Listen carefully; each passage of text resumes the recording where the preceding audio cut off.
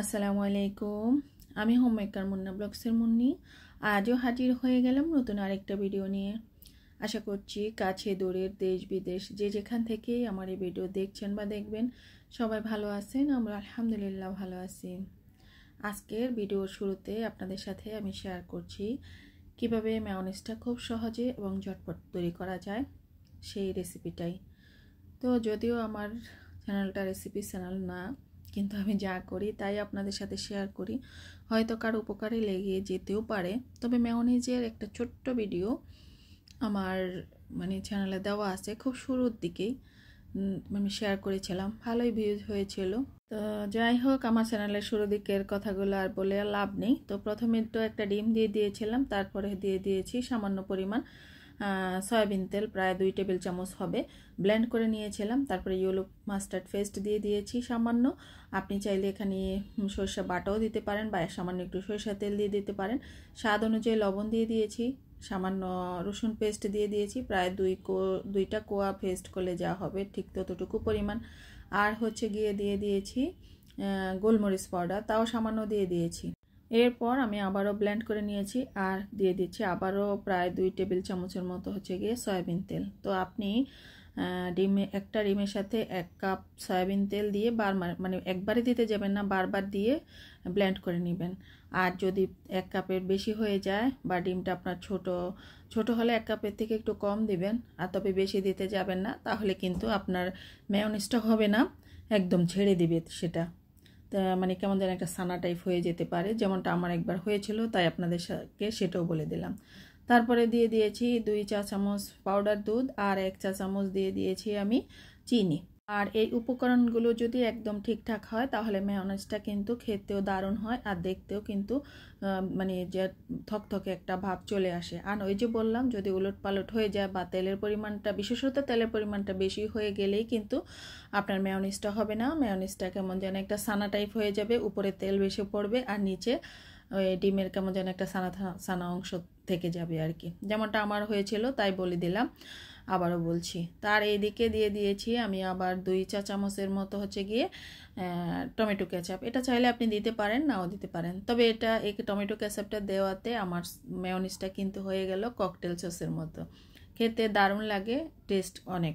এটা যদি আপনি একটু বেশি পরিমাণে বানিয়ে সপ্তাহ জুড়ে রেখে খেতে চান তাহলে আপনি এর সাথে ভিনেগারও দিয়ে দিতে পারেন। যেহেতু আমি সাথেরটার সাথে বানিয়ে খেয়ে ফেলবো আমরা, তার জন্য কিন্তু আমি আর ভিনেগারটা দিলাম না। আর যদিও আমি এই কাঁচা ডিম আমার কাছে খুঁতখুত লাগে, যার জন্য আমি কিন্তু এই মেয়োনিজ আসলে আমি খাই না। তো সেদ্ধ ডিম দিয়েও কিন্তু অনেকে মেয়োনিজ তৈরি করেন, তো সেটা খেতে ঠিক কেমন হয় সেটাও আমি কিন্তু জানি না, কারণ আমি এখনও সেটা ট্রাই করি না।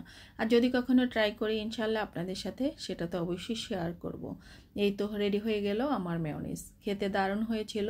গোলমরিচ পাউডার টাউডার সব কিছু কিন্তু পরিমাপ মতোই ছিল, কারণ বাসায় সবাই খুব টেস্টি করে খেয়েছিল।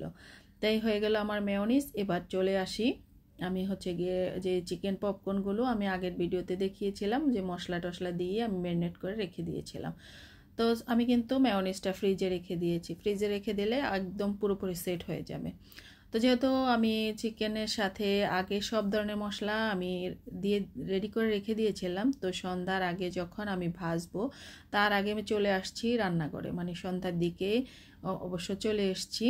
তো আমি এর সাথে দিয়ে দিয়েছি পরিমাপ মতো গিয়ে ময়দা আর দিয়ে দিয়েছি চালের গুঁড়ো। তো আমি যেহেতু হাতটা আমার অপশন নেই, তুমি একে বললাম একটা ডিম ভেঙে দেওয়ার জন্য, আর এই ডিমটা ভেঙে দিলেই কিন্তু আপনার এই পপকর্নের যে বা চিকেনের গায়ে মশলাগুলো বা যে ময়দা টয়দা দিয়েছি সেগুলো খুব সুন্দরভাবে সেট হয়ে যাবে। তারপরে আমি আর আপনাদের সাথে ভাজার অংশটা আমি শেয়ার আর করলাম না, ভাজতে তো আমরা সবাই জানি একদম চুলার আঁচটা বাড়িয়েও ভাজা যাবে না, একদম ঢিমি আঁচও কিন্তু ভাজা যাবে না। তারপরে আমি এক এক করে তেলের মধ্যে দিয়ে মিডিয়াম আঁচে ভেজে নিলাম। তো রেডি হয়ে গেল আমাদের চিকেন পপকর্ন। আপনি চাইলে আরও ছোট ছোট করে বুকের মাংসগুলোকে কিউব করে কেটে নিতে পারেন। তো আমি একটু বড় করে কেটে নিয়েছি যাতে আমার সময়টা কম লাগে আর কি ভাজতে, নয়তো ভাজার সময় অনেকটাই টাইম লেগে যেত। আর এইদিকে আমার ফোনও আসছিল, আমি সেই ফোনেও কথা বলতেছিলাম। তো সেটা ছিল আমার আগের দিন রাতের ভিডিও।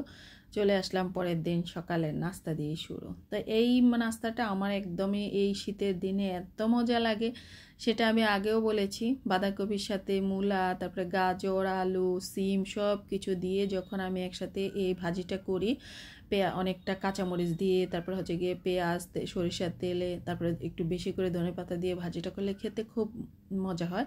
তা আমার প্রত্যেক শীতেই আমার এই ভাজিটা আসলে খেতে খুব ভালো হয়। আর এদিকে নিয়ে নিলাম চা। তো আনিশা আবার এই মানে ভাজিটা খাবে না, মানে সবজি ভাজিটা খায় না, যেমন আমার মেয়েও পছন্দ করে না, ও বাঁধাকপিটা কেন জানি খেতে চায় না। অনেক কিছুই আসলে বাচ্চারা মানে খেতে চায় না। তো আমি যখন আবার জোর করে ধরে খাইয়ে দিই তখন অবশ্য খেয়ে নেয়, কিন্তু একা একা ওকে খেতে দিলে ও তেমন একটা খেতে চায় না। তো যাই হোক, তারপরও আমি কিন্তু জোর করে মেয়েকে খাইয়ে দিই, কিন্তু আনিশা আর খাবে না। তো ওকে তো আর আসলে এখানে ধমক টমক দেওয়া যাবে না, কারণ ওর ছোটো মানুষ, আর এমনিতে ওর মাকে ছাড়া বেড়াতে এসছে, মাকে নাম মুখে ছাড়া, কারণ মা তো আমি।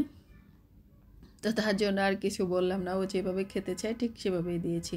তো ডিম পোস্ট করে দিতে চেয়েছিলাম, ও খাবে না, বলল যে আমাকে একটা তেলে ভাজা রুটি দাও, আমি চা দিয়ে খাবো। তো ওকে চাটা দিয়ে দিলাম, ও খেয়ে নিচ্ছে। আর রুটিটা একটু ছোট ছোট টুকরো করে দিয়ে দিয়েছি, ও খেয়ে নিচ্ছিল। আর আমরা মানে খান সাহেব আর আমিও খেয়ে নিচ্ছি। ছেলে অবশ্য প্রাইভেট থেকে এসেই ও খেয়ে নিয়েছিল আগেই। তো আমরা দুজন খেয়ে নিচ্ছি। আর খেতে তো কী যে বলবো, দারুণ লাগে। আর এই পুরোটা সবজি কিন্তু আমরা খেয়ে নিয়েছিলাম, কারণ এই সবজিটা অনেকটাই খাওয়া যায় আর খুব তৃপ্তি সহকারে খাওয়া যায়। তবে এই সবজিটা আমার কাছে ভাত দিয়ে কিন্তু একদমই ভালো লাগে না, কেবল রুটির সাথেই কিন্তু খেতে ভালো লাগে।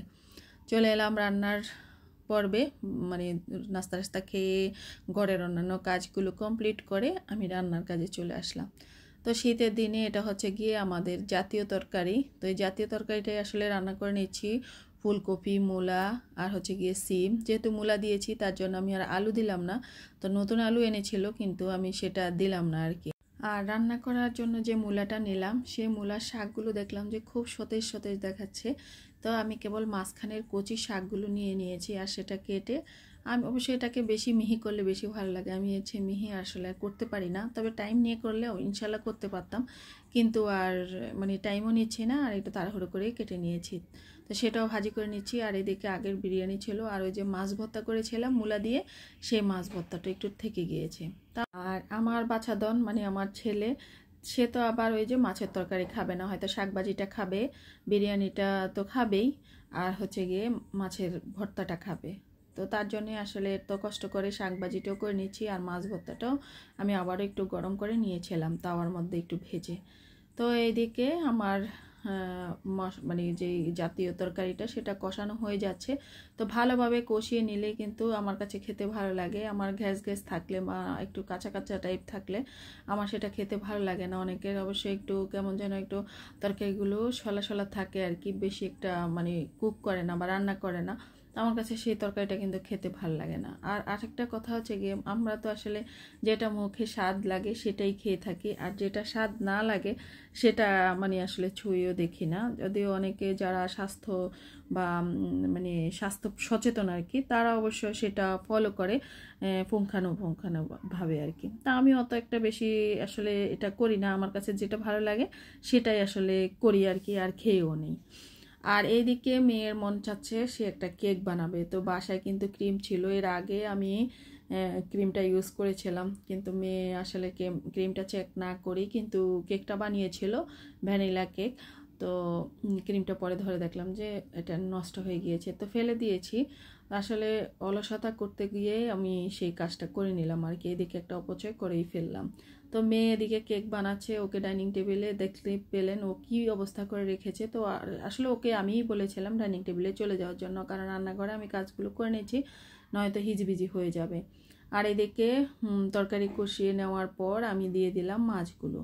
তো এই তো তারপর হচ্ছে কি একটু ঝোলের পানি দেবো, আর ধনেপাতা দিলেই তো মাছ আমার রান্নাটা রেডি। তো একটাই তরকারি রান্না করেছিলাম, আর এই তরকারিগুলো কিন্তু আমার কাছে খেতে ভালো লাগে, খান সাহেবও খুব পছন্দ করে, কিন্তু বাচ্চাদের জন্য একটু মুশকিল হয়ে যায়, তো তাদের জন্য আসলে অন্য কিছু করতে হয়। আর আমার কাছে ভাজি বোনা এসব খেতে না একদম ভালো লাগে না, আমার কেমন যেন শরীরটা বা তলপেট ব্যথা করে, মানে কোষ্ঠকাঠিন্য একটা ভাব হয়ে যায় আর কি।